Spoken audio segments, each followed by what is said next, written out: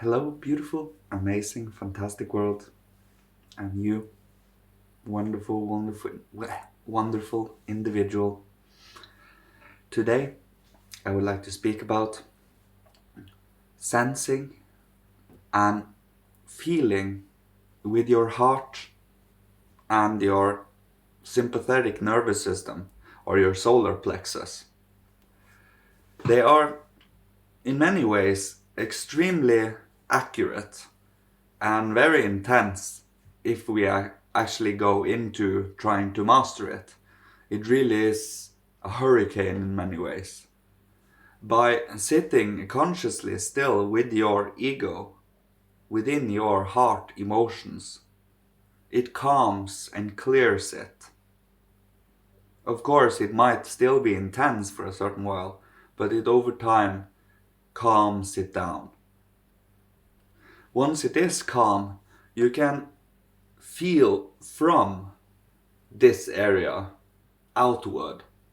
And then when you interact with other human beings, or when you observe outer nature, or an animal, or plants, anything truly, you can feel into it. You open yourself up to observe with your feelings, with your heart, with your body in a sense. So you sense with your body. It brings about a new depth to things instead of only having shadow pictures of our thoughts and after images of what we have already seen and such. You truly bring a living depth to whatever you experience in the moment. You also bring about a much more playful, and it allows you to shine your personality out more too. Become a little more unpredictable in the best sense of the word, because repetitions and constant predictability sorry is boring, and it often brings about certain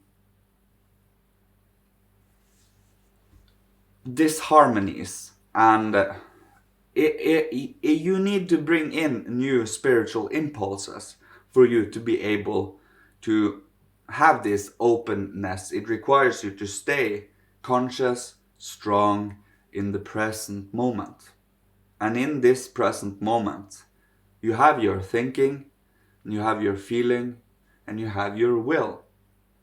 By mastering your thinking and by learning to sense from your body, allowing them to harmonize, you will be able to master to down into your physical body, into the will.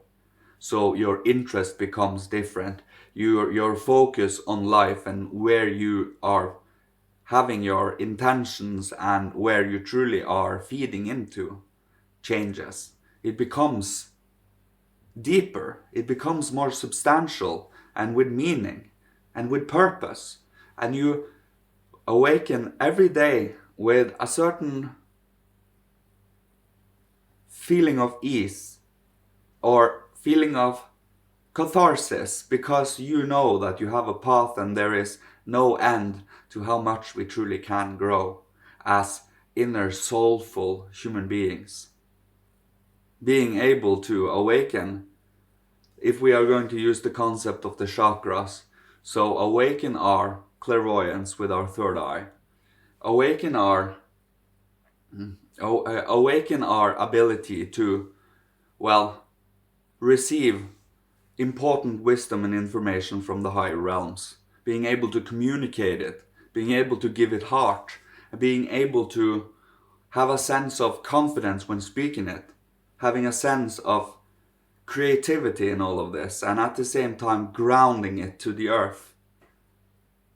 That is at least how I see the chakra system, and from the heart is kind of the center. This is the centralizing, which balances the earthly with the heavenly in a sense. So I follow the heart and use it as a compass, and it has rarely led me astray these days. It really is about feeling your way.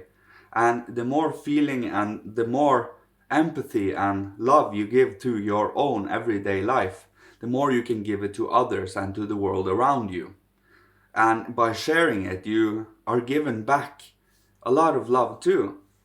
If not by other human beings, you are still given a certain level of comfort and confidence to still be able to do things, still be able to have the strength, the resolve to become a better and a more spiritual, a more loving human being. It is a trait we need to grow and develop ourselves. It is not something that we are just automatically given in a pamphlet or in a book of life, where you can read it and follow instructions from paragraph to paragraph. It really is about when an experience unfolds itself, we are awake to be able to choose the most loving way to react or to act in this situation. It is all about how we act, what comes out of us, and to master that. So that when we speak, we truly speak something that can have warmth, that can have something with love in it. Something that can be shared with everyone, and something that truly doesn't bring about any kind of disdain or hatred or jealousy, envy, any of these we leave out. We rather have admiration and gratitude for the world and seeing the ugly side of the world, registering that there is hindrances, there is hoops we need to overcome, there is rocks on the path, but being able to overcome it through passive resistance to evil and immorality, by truly standing strong in a true path of the divine, a true path of the spirit. It strengthens like a spiritual muscle. When you strengthen a spiritual muscle, you are growing the future seed to become something foundational for every human being. So whatever you master within yourself will be of help to all. As long as you, of course, don't shut yourself out completely from the world. It is all about at least expressing yourself creatively, being open in your heart and in the moment to having an atmosphere of artistic, scientific creativity.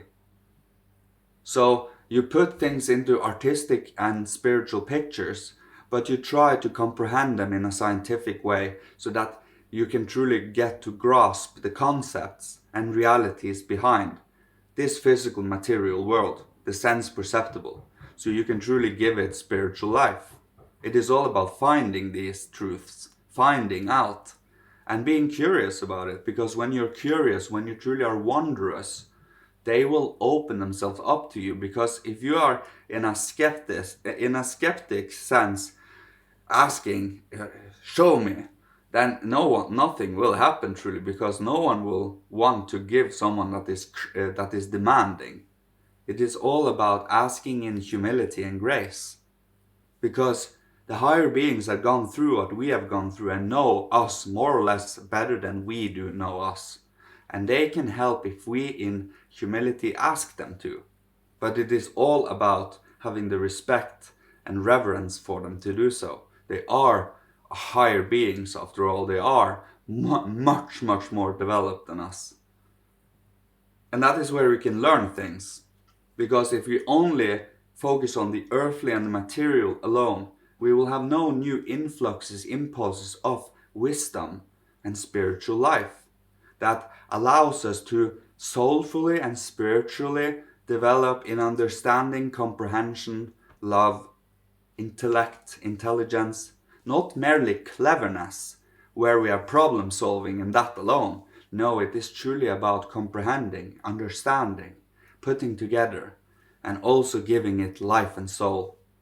That is what at least I constantly practice and focus on, and it has made wonders for what I can do and what my life has to offer and what I can speak to others about and give as just creative inspiration.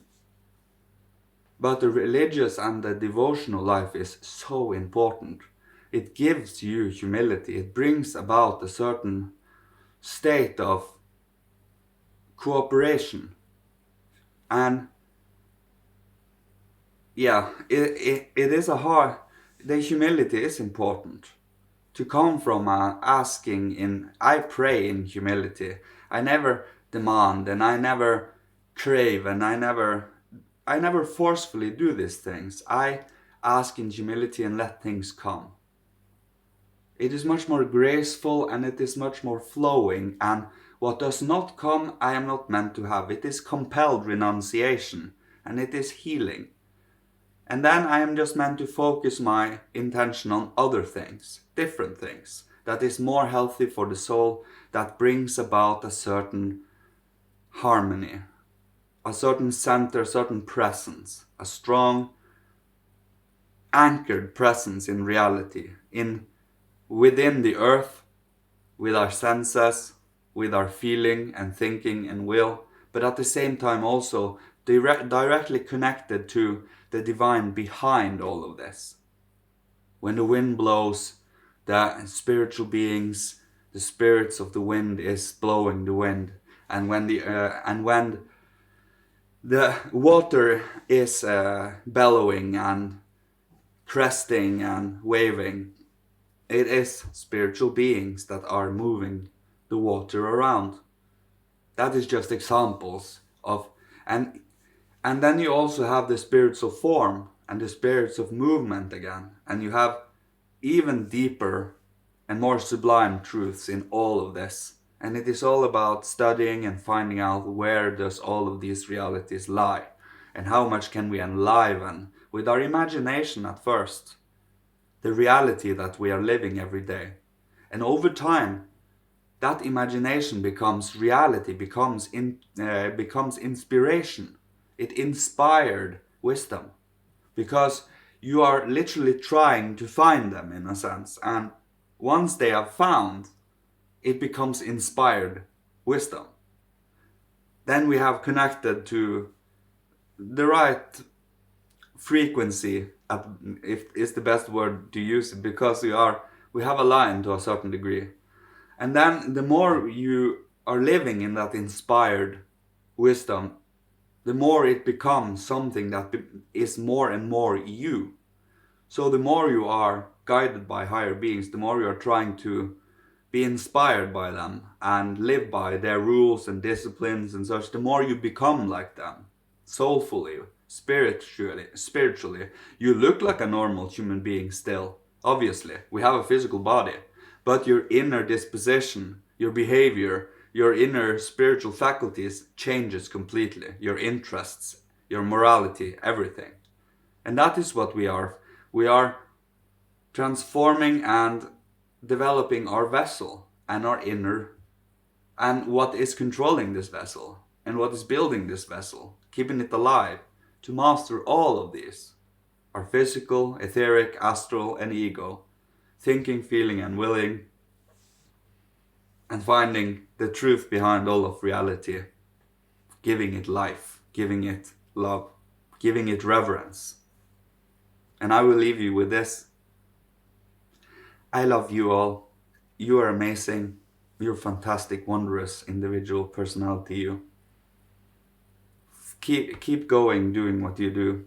I love you, and may you be protected and guided, loved by Father, the Holy Spirit, Christ, Michael, the higher hierarchy, our ancient masters of old, our ancestors, the Christ. May He be with you, and may you have a nice day. Goodbye.